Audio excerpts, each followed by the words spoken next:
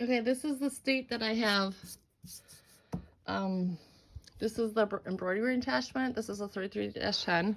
Here's that other gearbox. Now on this one, I didn't take this one out and clean this one out. I cleaned the two bottom ones out because I didn't feel like I was worried about, to get to that, I have to take this off, so I didn't do that. And this is that's the back of the cam box right there. And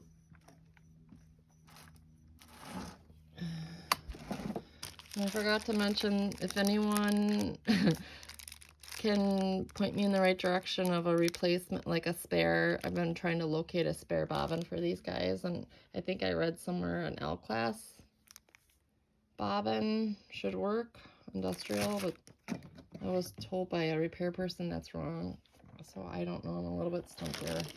This is the old belt.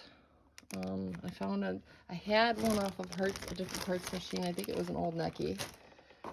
So if you're getting one of these, when you go to look for one, these are the cams, that cam box. And I'll pull them out here, or slide them out. They're just little plastic ones, like that. And there's 5 in here, and then there's 3, I think 3 on them. So I'm gonna scan them in. There's another guy who's got one of these, and he's gonna, he said he was gonna make them with a printer, but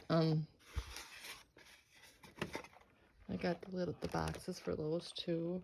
This one I was really excited about. Okay, so this one I rewired this one, and I used gold, this is gonna be a lot easier to clean. This is another reason why I'm not gonna use cloth covered wires. Oh, and the last thing I wanted to show you before I close this one up, and I just, for some reason, I just love this machine.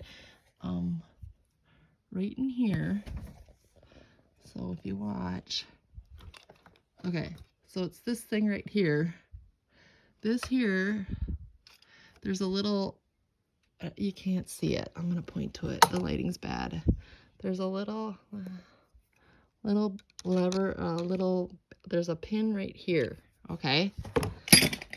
Oops.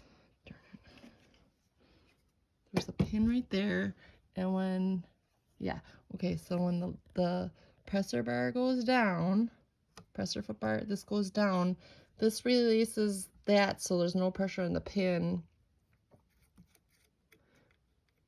and these are open.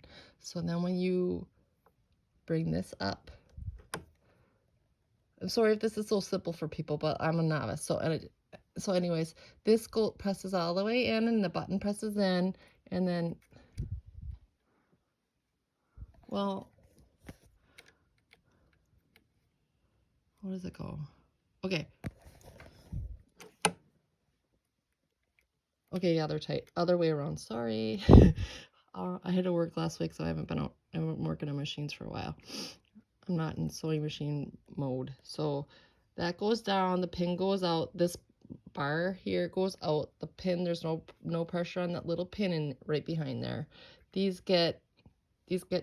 they pull in together, however, tighten. This silver button here adjusts the tension on the first set of silver discs. This black button here adjusts the tension on the black set of discs. So this is gonna go up, and then both of these should be loosey-goosey. There we go. That's what you want to see. And then it goes down. I don't have the tension adjusted, but you can see it's not as, the silver ones, there's no movement. I don't have the tension. I'm still working on this machine. So I wanted to show people that this nearly drove me crazy on the other machine. So the other issue I had with this one, if anyone has this issue, it took me a while. This wasn't, what was this doing? This wasn't, you had to move these. So the stitch length lever here wasn't staying like this. It would pop pop this way. Yeah, it would pop to 0. And if you wanted to leave it at a certain length, you had to adjust these, and I didn't want to have to do that. So what ended up, I figured it out being, and that took a long time, is, I'll show you if anyone has this problem.